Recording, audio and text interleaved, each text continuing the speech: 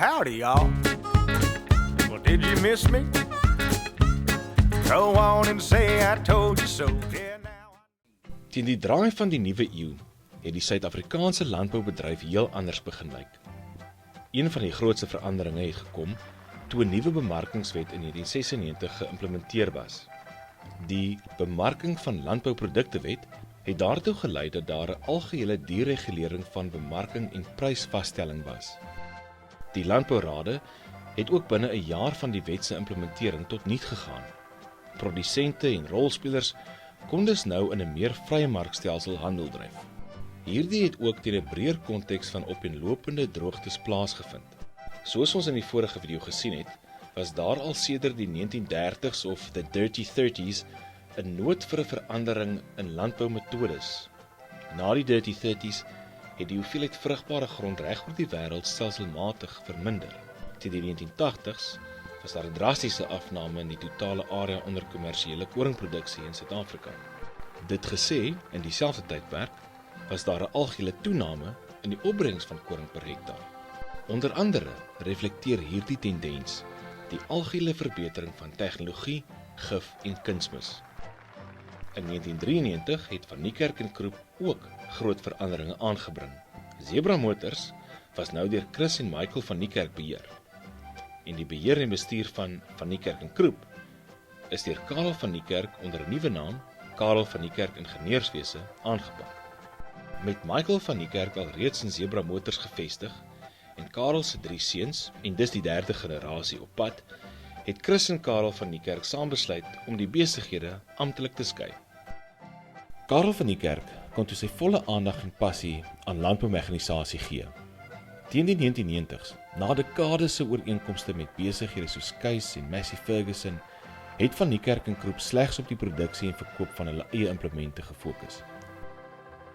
Behalwe die 24 ry planters op die mark, het die besigheid ook hulle eie meters, saadkiste en rame vervaardig en aan Porterville Landboukoöperasie verkoop. Die tande vir hierdie planters is deur Skaarland in Moreesburg voorsien. Die planters is deur die Bolland Agri planter gedoop en deur boere reg oor die Swartland gekoop. In hierdie tydperk het meeste boere tandplanters begin gebruik. As gevolg van die toevoeging van 'n sterk tand wat deur die bolaag van die grond gebreek het, was dit nie meer nodig vir boere om so baie grondbewerking toe te pas nie. Dit het boere baie insetkoste gespaar, aangesien hulle nie ploë, en ander grondbewerking masjinerie hoef te koop nie, net hulle tandplanter. Duur ingevoerde tandplanters soos Osplau is ingevoer. Behalwe die Bolland Agri planters, het ander plaaslike maatskappye soos Equalizer en Maree Ingenieurswerke tandplanters gebou. Alhoewel meeste boere steeds konvensionele boerderymetodes gebruik het baie boere bewaring landboumetodes aangeneem. Met ander woorde, boere het van wisselbou, minimum grondbewerking en bedekkingsgewasse gebruik gemaak. Die grootskaalse skuif in die kommersiële gebruik van bewaring landbou het vanaf 1983 plaasgevind, toe 'n boer van die Heidelberg area, Jack Heeman, op 'n groot skaal no-till plantmetodes beoefen het en sukses behaal het. In die Rooi Karoo area het Bertie Eksteen grootliks 'n mediekstelsel by sy boerdery Witvlei gebruik. As 'n bedekkingslaag wat vog inhou en meer stikstof in die grond inkorporeer, het hierdie stelsel van wisselbou 'n positiewe impak op die gesondheid van grond. Boere soos Bertie Eksteen kan dus ook meer vee aanhou, wat die groei van onkruid beperk en 'n natuurlike kunsmis voorsien. Die skuif het nie maklik gekom nie.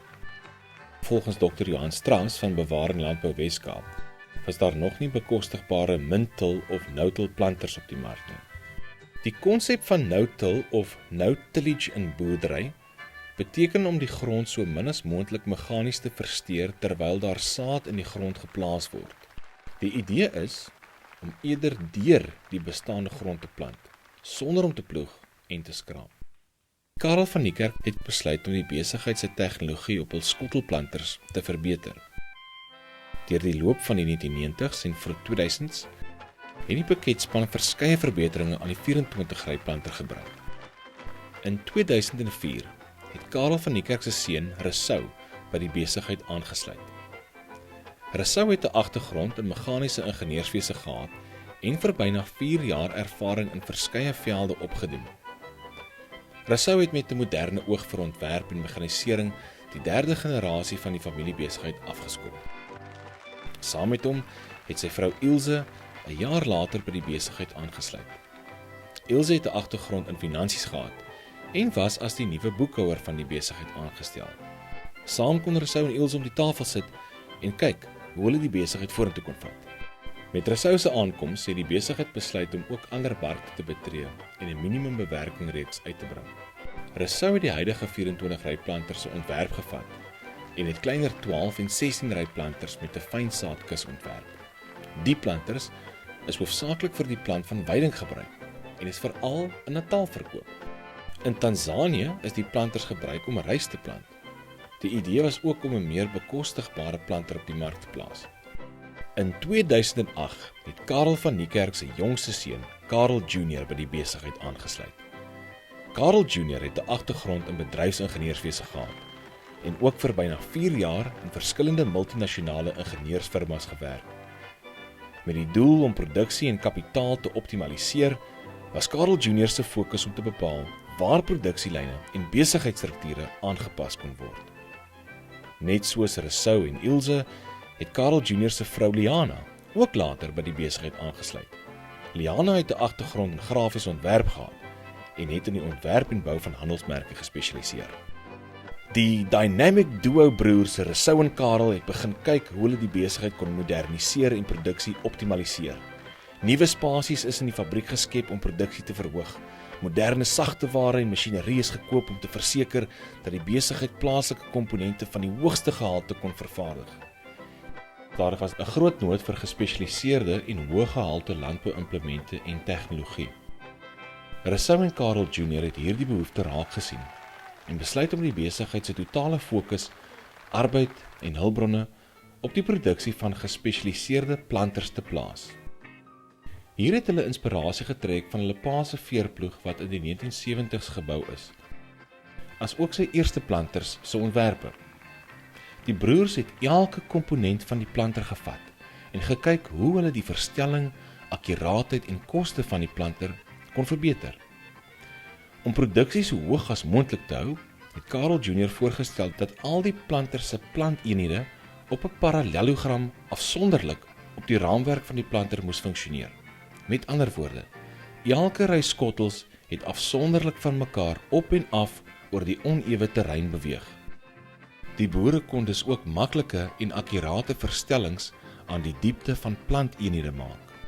Met die verstellings en die toevoeging van die planteenhede se nuwe ontwerp, kon die Piket skottelplanters maklik en akkuraat in die sandveld plant. Hierdie planters was verskriklik dinamies vir sy tyd. As gevolg van elke planteenheid wat afsonderlik op en af oor die terrein kon beweeg, kon die boer gemakliker in onewe terrein plant.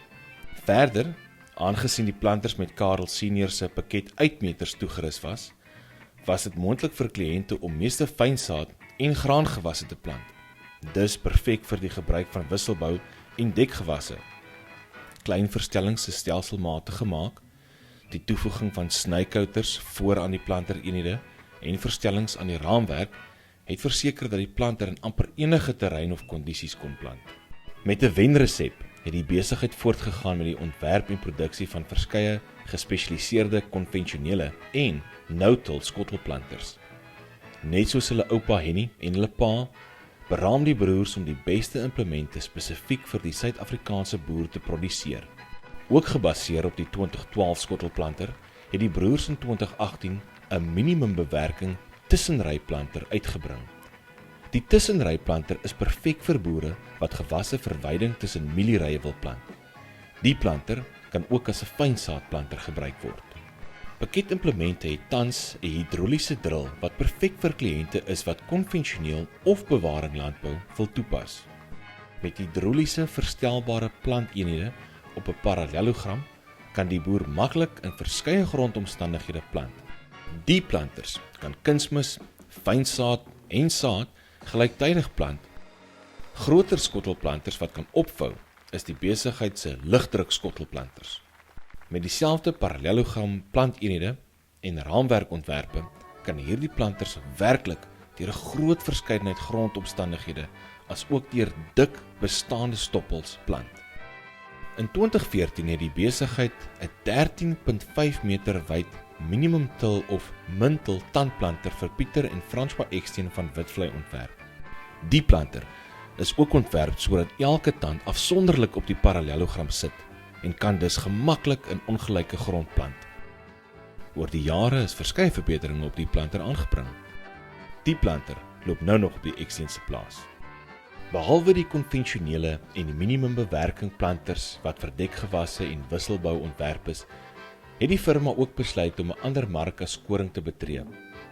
Aangesien die Wes-Kaapse area winterreënval ervaar, het die fabriek se produksie meestal in die eerste helfte van die jaar geloop. Met die idee om produksie in die tweede helfte te vermeerder, het die besigheid begin werk aan 'n ontwerp van 'n ekonomiese mielieplanter. In die vroeë 2010s het die besigheid 'n 2 en 4 ry mielieplanter ontwerp en op die mark vrygestel.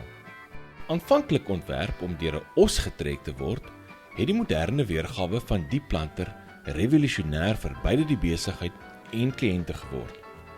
Aangesien daar alreeds baie goeie grootskaalse mielieplanters op die mark was hierdie ekonomiese planters perfek vir boere wat 'n klein area wou plant. In 2018 het Rossouw en Carel Junior besluit om die dorp en die besigheid se geskiedenis en nalatenskap te eer en het die naam van die familiebesigheid na Piket Implemente verander.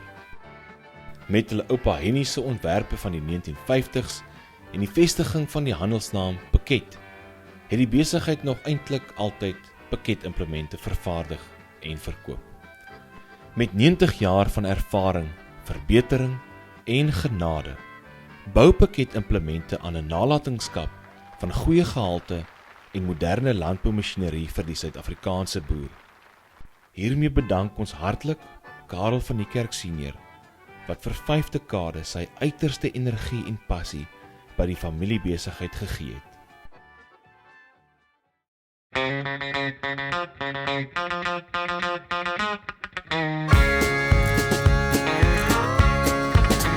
Well, howdy, y'all. Well, did you miss me? Go on and say I told you so. Yeah, now I know the straight life is a no-go. I was wrong. I tried to get domesticated, but yesterday I finally couldn't take it, and I was gone. I probably should have told my wife, but the minute I saw the light, I just dug out my boots and threw out the fanny pack, sold the van and got my old Harley back, cranked up the bike and flew out the cul-de-sac, straight to the nearest bar. AC/DC on the jukebox, back in black. Got so drunk I was singing like a maniac. Smoked so much I about had a heart attack. So it's a fact, the rascal is back.